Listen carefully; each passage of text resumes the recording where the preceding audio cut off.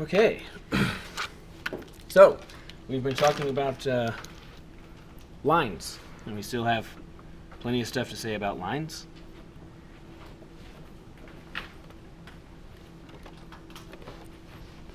So the topic for today,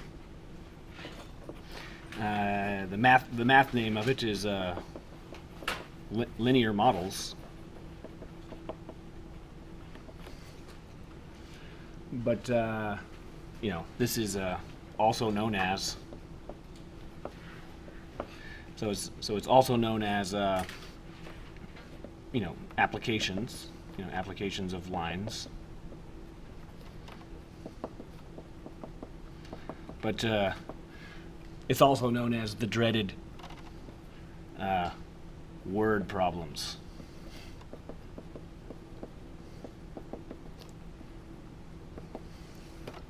So I hope to take the dread, if there is any, of that.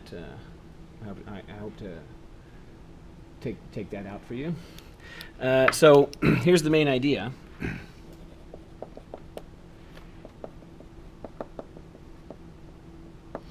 Is that somehow you'll be given a word problem and it'll describe a line. So from a description.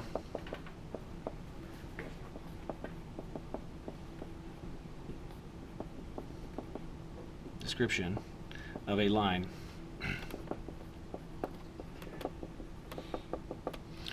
Produce an equation.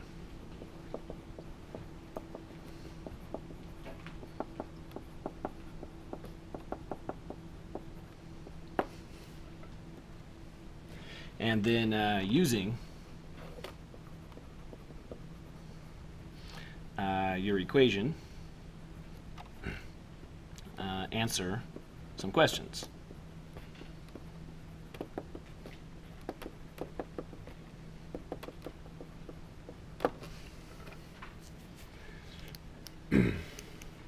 And furthermore, your responses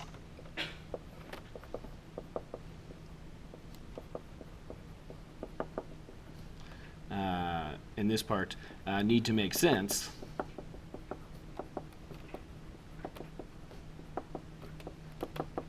in the following kind of way.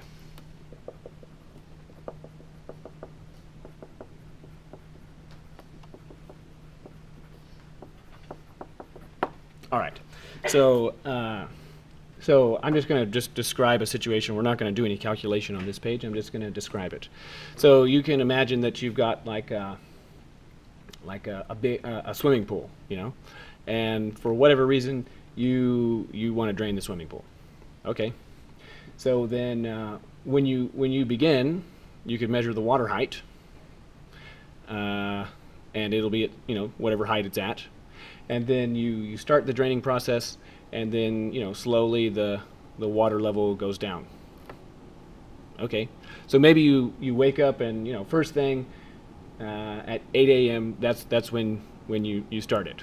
At 8 a.m. you press the button that starts the water level being drained. So it might be you might have a model that looks like this. So maybe this is time. So that axis can represent time, and this axis can represent the water level. And in the story I said, well, you started it right at 8 a.m. say.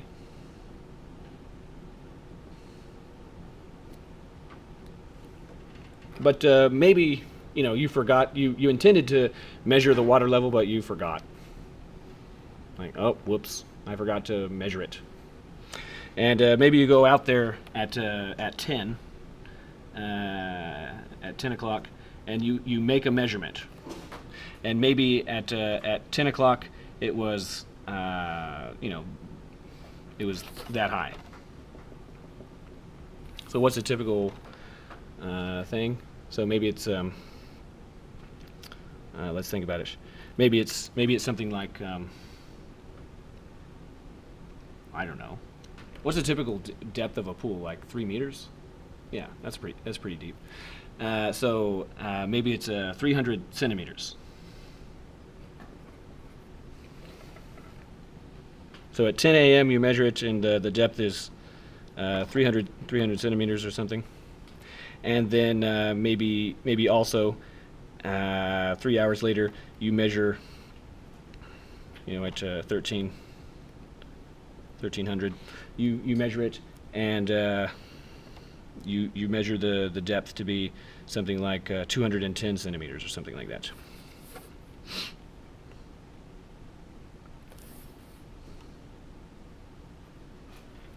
Now, the idea in this here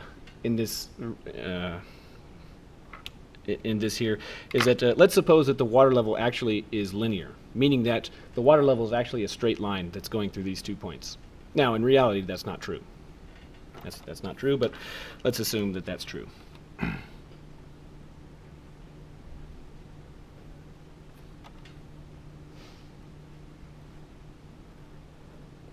Something like that. So, interpreting that means that as time gets bigger, as time goes on, the water level is doing what? It's going down, right? So does that make physical sense? Yeah, right? So then if we were talking about, if we were, describing such a story, and we said, well, we're making these measurements and height and stuff like that, and we said we're draining the pool, if 2 hours later, we take a measurement and we get something more than 300 centimeters, that means we're not draining the pool, right? Because the water level is getting bigger. All right.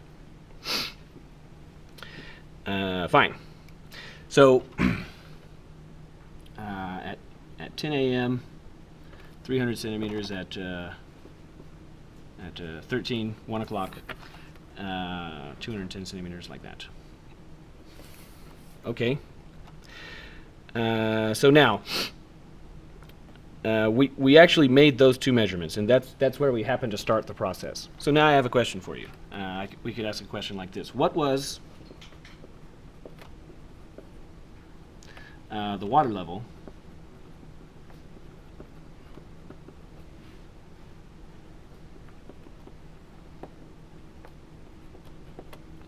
at, say, I don't know, 11:47?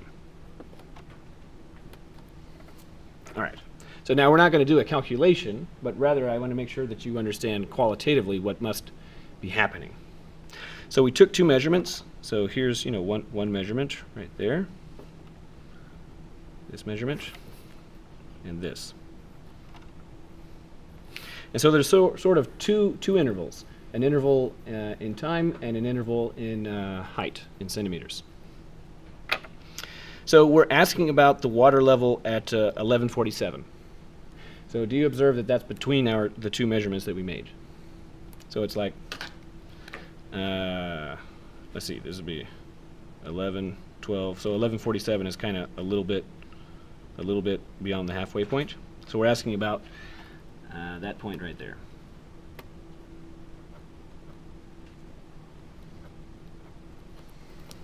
So because there's no scale, I didn't draw a scale, and because we haven't done any calculation yet, you can't tell me exactly what the water level is, but you should be able to tell me an interval that the water level has to be in.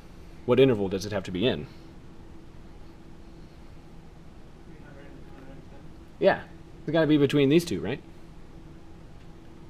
So, if we're going to do one, and if I ask you, we made these 2 measurements, and I ask you about an intermediate time, then the height should be an intermediate height. So you can see that by, if you take this time and then you just go up to the actual line, so that's where you hit the line, and now you can go over to the height axis, the water level axis, and go over to there.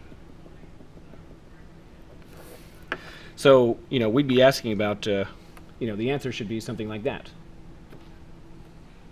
All right. So, summarizing that, because 11:47 is between 10 a.m. and 13, the water level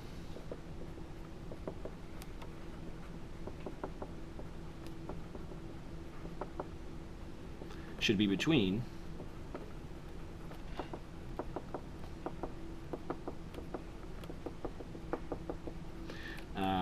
210 and 300.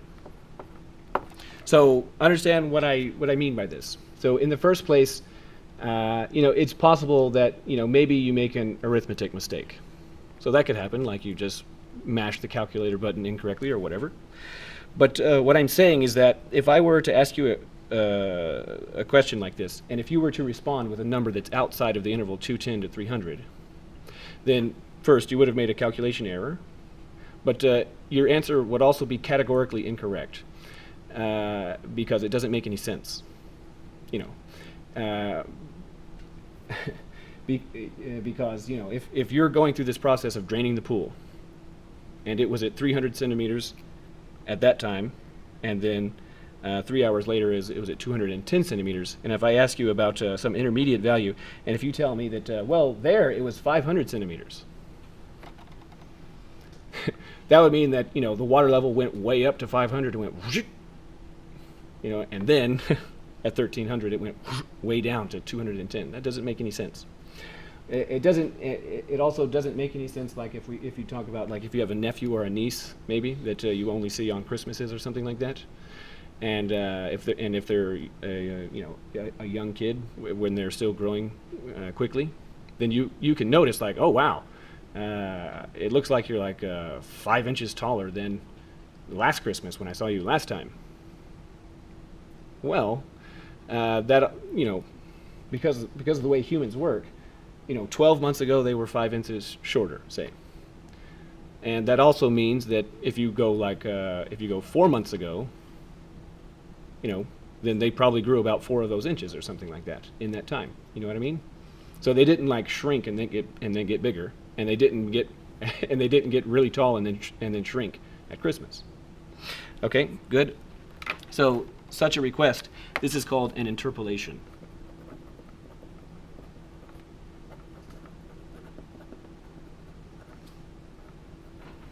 And so, what interpolation means, it means a prediction between measurements.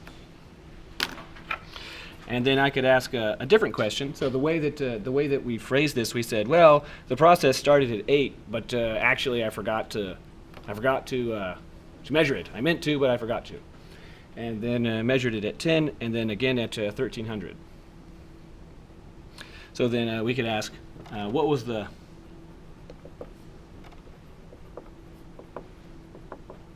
water level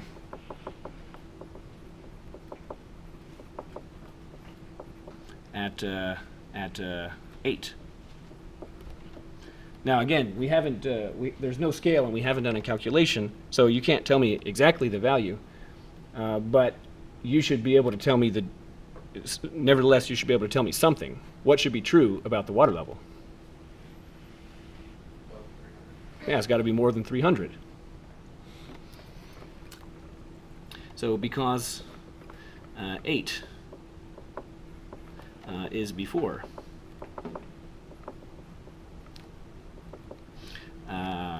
10, and the water level is decreasing,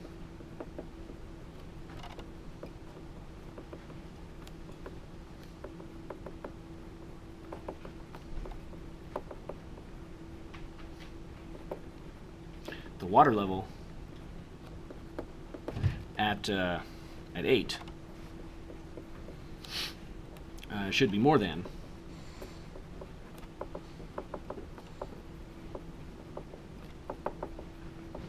300. All right.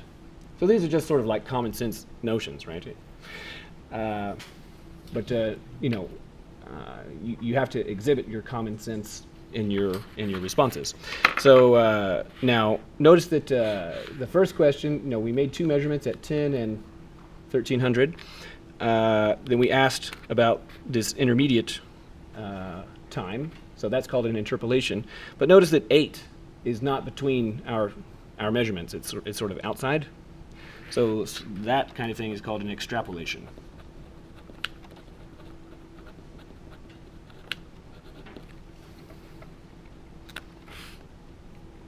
So interpolation and extrapolation is sort of like, and with a model, it's sort of like bread and butter of science. So typical example is that about 100 years ago now ish.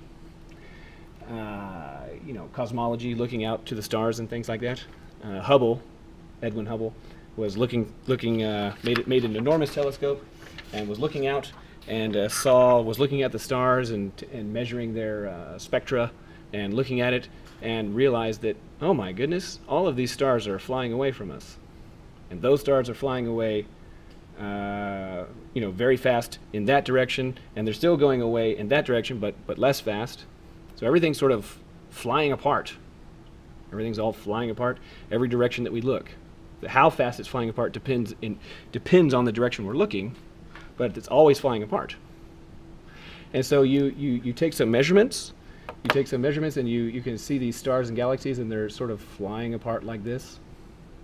You can measure it, and that's as time is increasing. So you can just say, well, what if I run the time backwards? Then instead of, and consider a movie of it, forwards stuff is, moving apart like that. But if we run the clock backwards, then everything is coming together.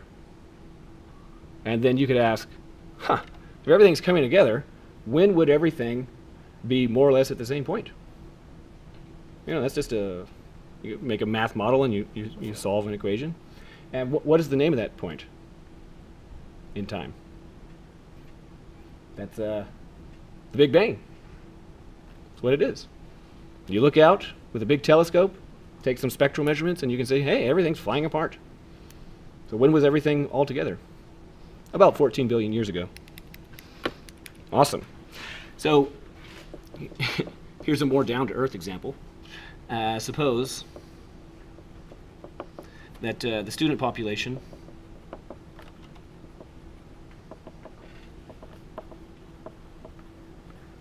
of UTD grows linearly. Now that's not true, but we'll just take that to be true. Suppose it grows linearly, and furthermore, suppose the student population was, say, I don't know, 14,700 in 2011, and was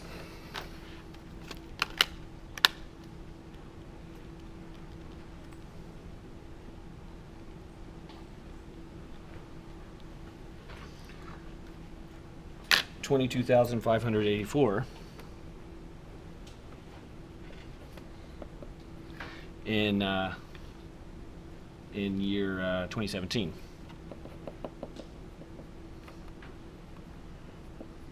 So 2011. I mean, in year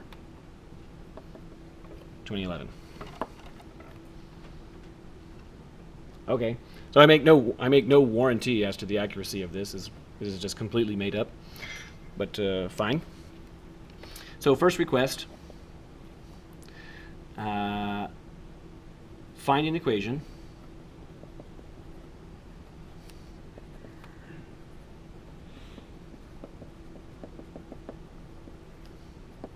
to model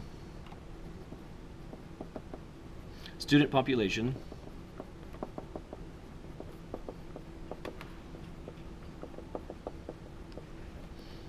P in terms of year t. And the first sentence of the question says, suppose that the population grows linearly. So we want the equation of a line. All right. So here's the first idea. So to now, we've mostly been dealing with lines and equations sort of in the abstract, but now we're saying, now here's a definite situation where we're talking about years and people and what have you. So then, before, with x's and y's, we're always saying that this is the x-axis and this is the y-axis, right? And then, you've got a line here. So we've got a line. And when we solve, when we, write the equation of the line, it always looks like y is mx plus b, like that. And what this is, when you have y all by itself, this is said to model y in terms of x. So you've got y solved for. So that's sort of what we've been doing before. But now, we're saying that no, we're not using variables x and y. We're using variables p and t. So you can't get too attached to x and y, because part of what's graded is that you have to perform the calculation in whatever variables are there. So now, we need to make a translation. So we're still going to have some axes here, but they're not going to be the x and y axes. Rather, they're going to be the p and t axes. So which one is which? P is the horizontal, and P is the vertical axis. Which one is vertical?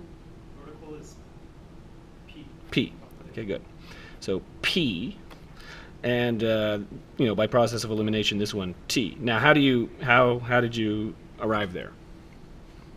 Because time is always the independent, no matter what other variable we have.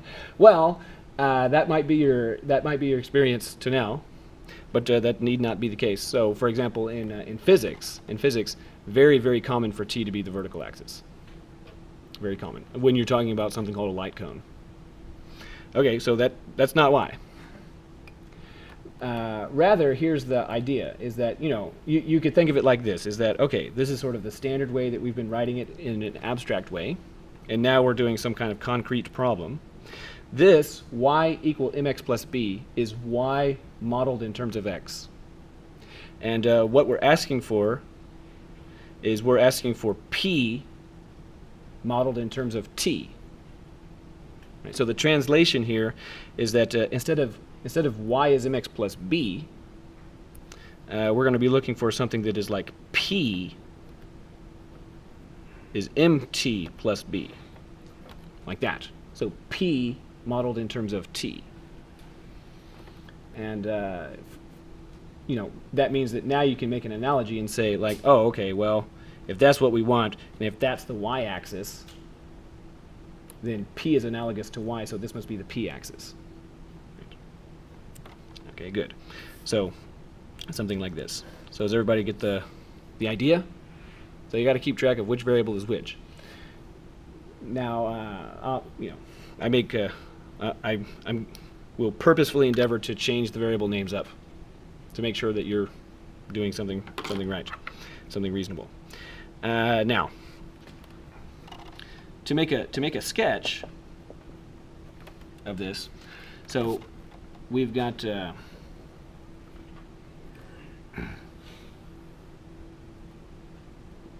T and P here. Fine. Then we've got two year measurements, one at 2011 and one at 2017. So maybe this is 2011 and this is 2017 here. And then you can see that you know, it was about 15,000 ish, and then it was 22,000 ish. So the population is going up.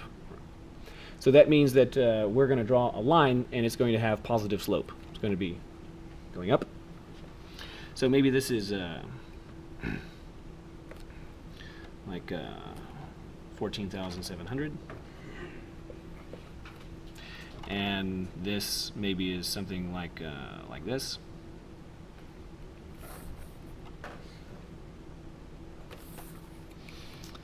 Uh, 22584. So we have two measurements, and in addition, the very first sentence we said, well, suppose that the population grows linearly. So that means that the population sort of will follow this line exactly. Now that's not really true.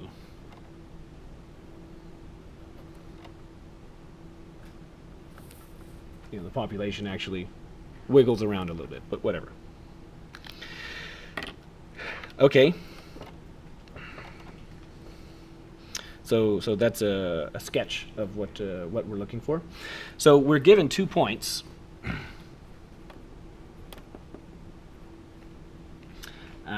We're given a point T1, P1 is what? So what's the first point that we're given?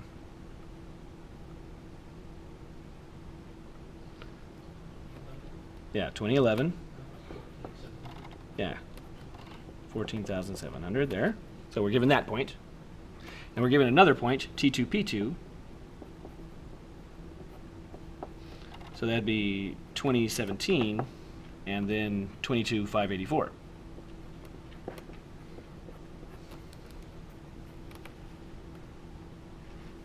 Okay.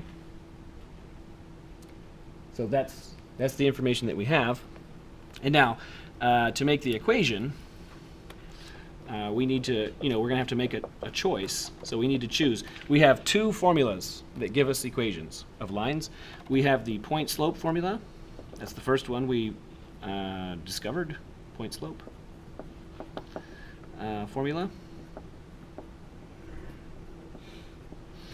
And then the next one is the slope intercept formula.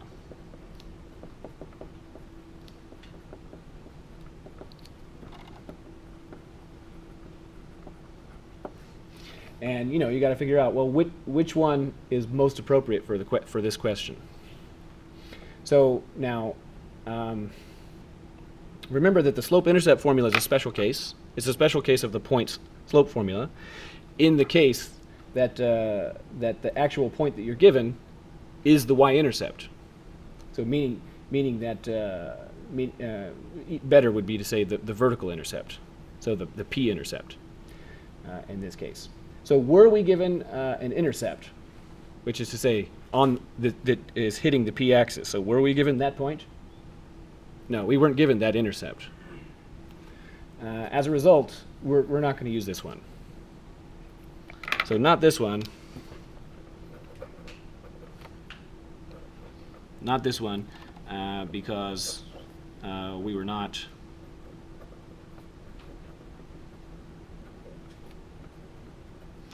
given an intercept.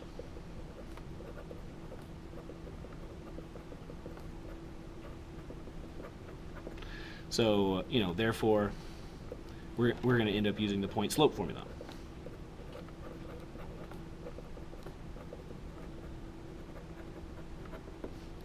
All right. Well, if we want to use the point slope formula, we're going to need a slope.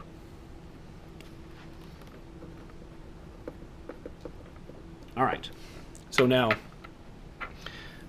back to this, sort of the place where we're comfortable, the stuff that we know. We've been talking about x's and y's, and y is mx plus b, and what have you. And just in this right here, y is mx plus b, what is the slope? It's m, right?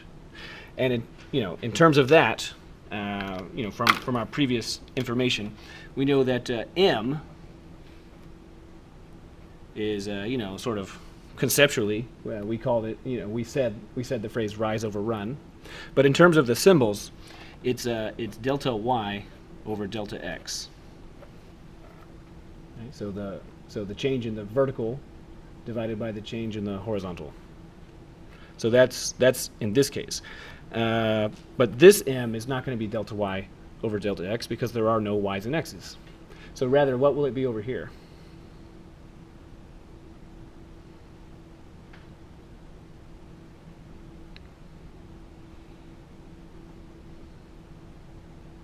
So you gotta see how things relate to each other. So here we're talking about x's and y's.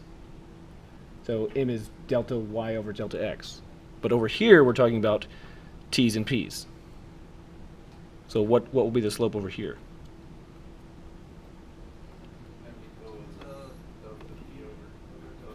Very good. So you got to be comfortable with that because we could have a question where there's like maybe the variables are a's and b's. And depending on the way the question is stated, the slope might be delta A over delta B. It might be delta B over delta A. But you have to figure out which one is it going to be. Okay, so we need to figure out the slope. We're going to need delta P's and delta T's. So delta T. So those are the 2 points that we were given. So delta T is 2017 subtract 2011. So the difference in the T's. So that's 6. And then delta P, that'd be 22,584 subtract 14,700. Oops.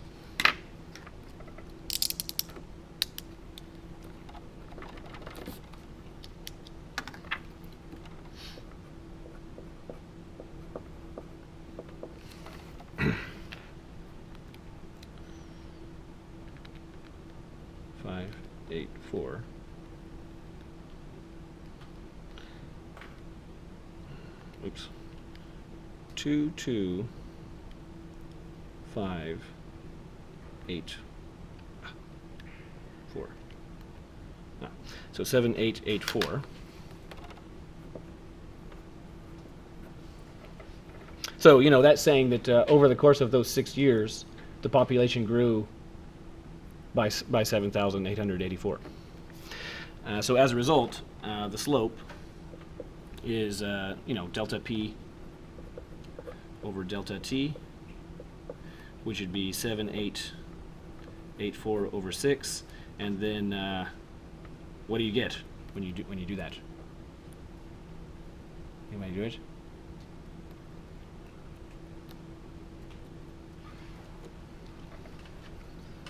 Seven, 8. Oh, really? That's so funny.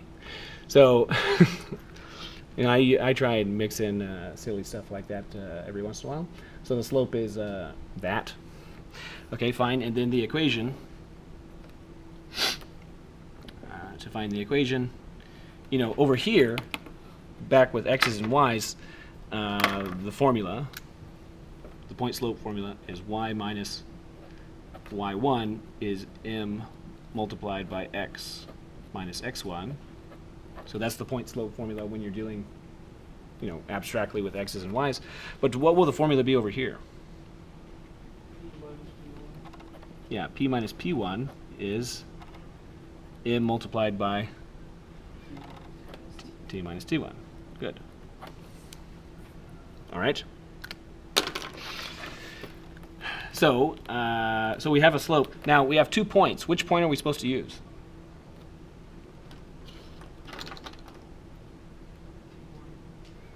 We have to use that one? We can't, and it's not okay to use that one?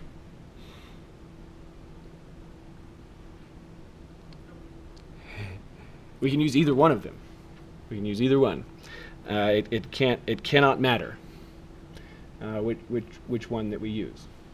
So the reason why I keep mentioning that is because what happens if I don't repeatedly say that, then students will sort of get comfortable finding equations of lines, and they've just been choosing some point and they weren't paying attention to how they were choosing it, and then suddenly they realize, oh, I have to choose a point, but there's two choices and I don't know how to choose a point, and so now I give up.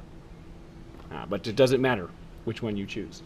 So because it doesn't matter, you should choose whichever one you like the best if you've got a reason. So I'm going to choose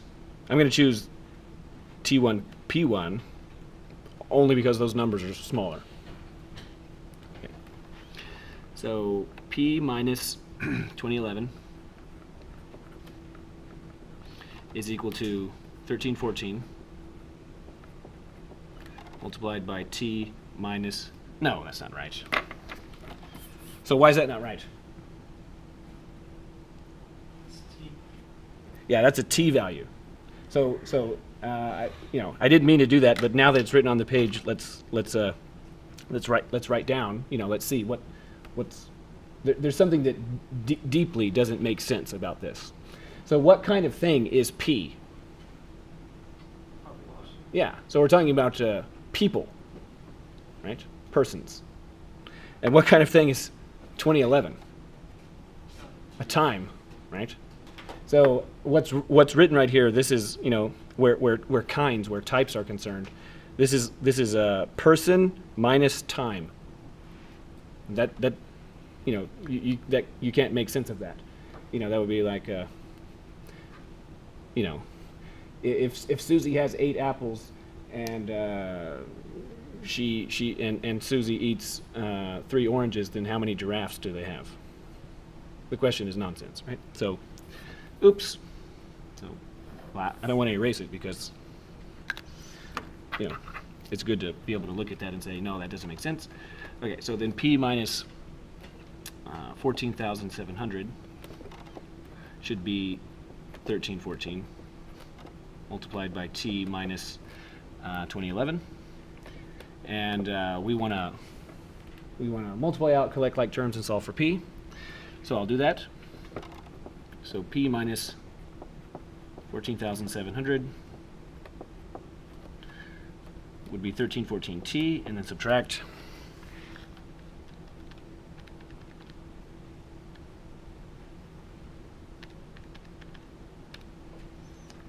2,642,000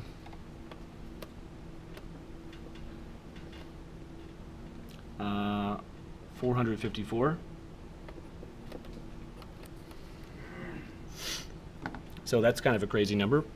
And then if we want to solve for P, we could get 1314 T and then subtract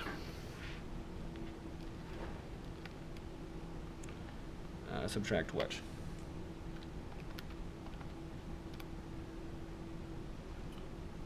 Subtract that much, and so add that much. So we would get 2,627,000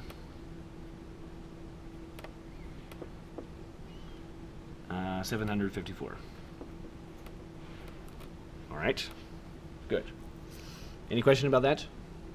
So now that's kind of a crazy number, but that's just what happens on problems where you have data that's kind of real looking. The numbers just get weird. Okay, so now fine.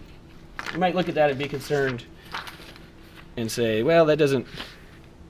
I'm not sure that is right because that's a weird number, 2,627,754.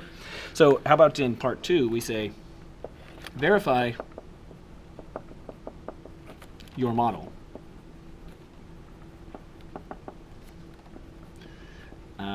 At each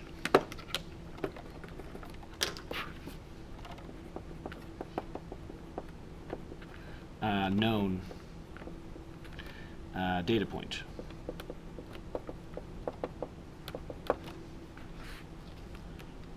So that just means take your model and plug in the values that you know.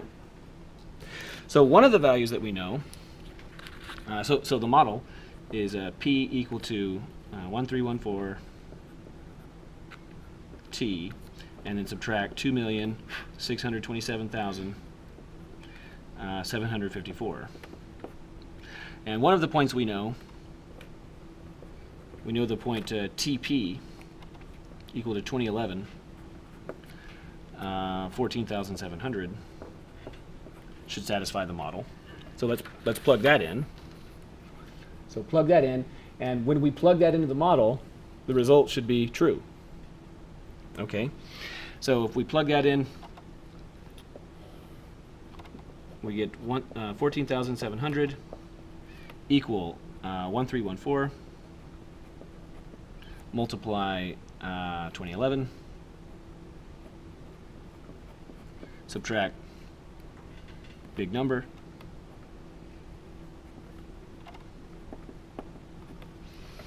okay, then we can plug that into the calculator there.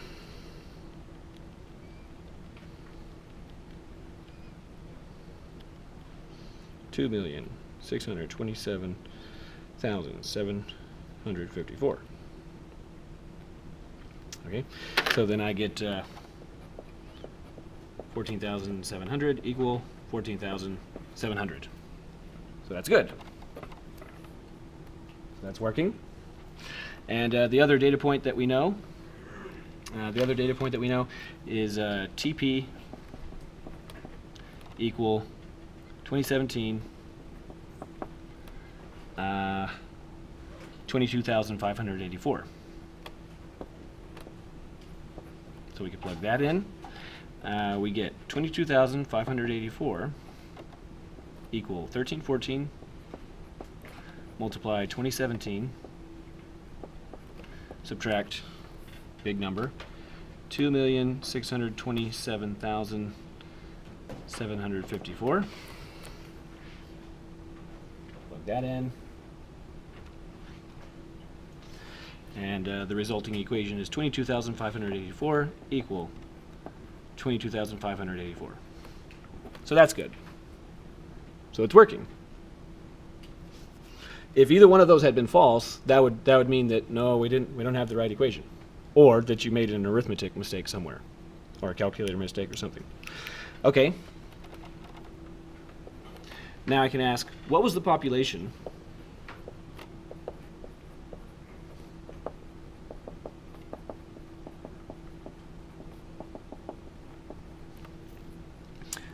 in year, say, 2013?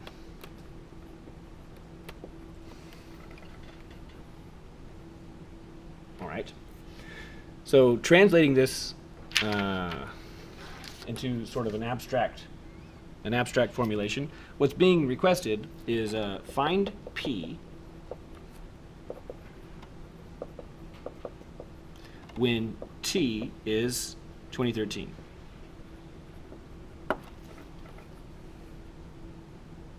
So, does everybody see how this question translates to that? So that means take this model equation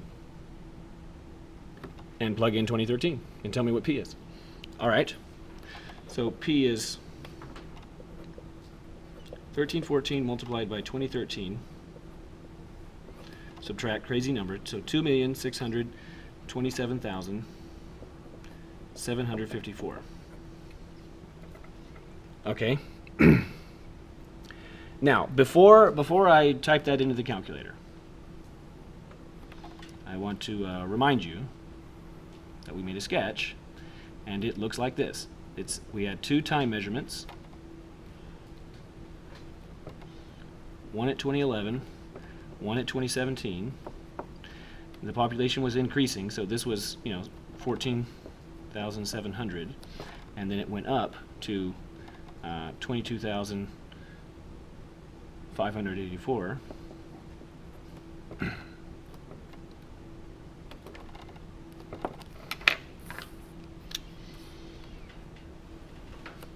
So a sketch of the idea looks like this.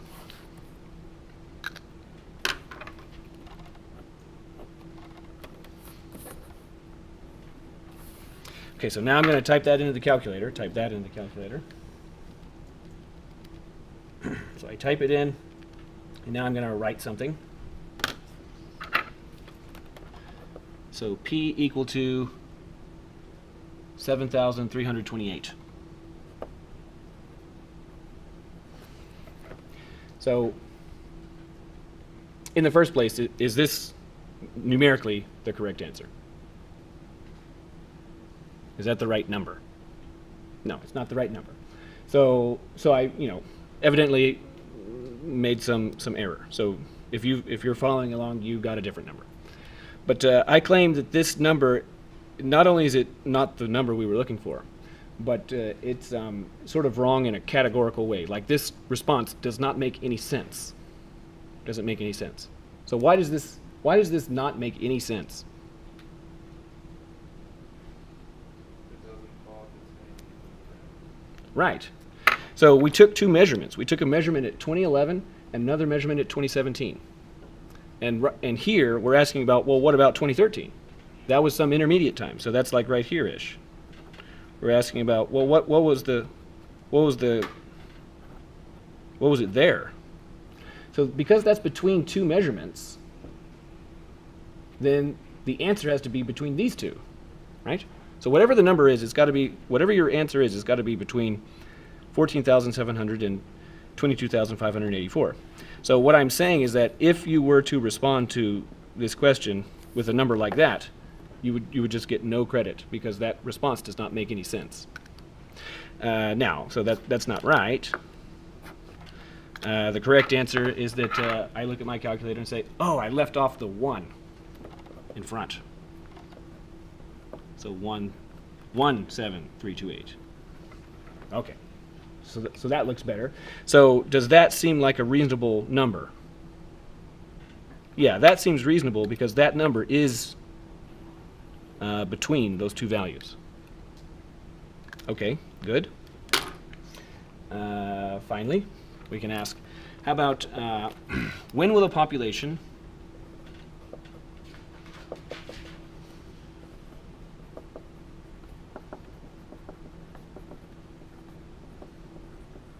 when will / was the population, how about, I don't know, 8,000?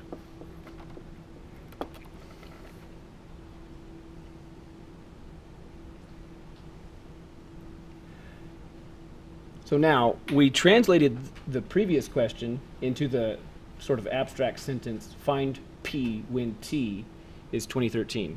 So what's the corresponding abstract sentence here? Well, yes, we want to. Yeah, so it's going to be before 2011. I agree with that. But what I want you to see is that this sentence is going to read. We're not looking for a P, right? We're looking for a T. So find T when P is 8,000.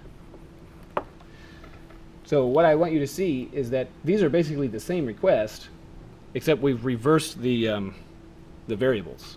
This one is find P when T, and this one is find T when P. But otherwise it's the same. So, now it'll look like this. 8,000 is 1314 T, subtract big number, 2,627,754. And the previous one was a little easier in the sense that P was already solved for. So 30 seconds to finish it. So 8,000 plus 2,627,754. So this would be 2,635,754 is 1314 T. So then 2,635,754 over 1314 is T. And before I type this into the calculator, we should have a definite idea about how big T should be. How big should it be? Less than 1/40,000. Well, it's a time. Less than 1/40, sorry. So it's got to be less than that one, right? It's got to be before this. So then typing that in to the machine.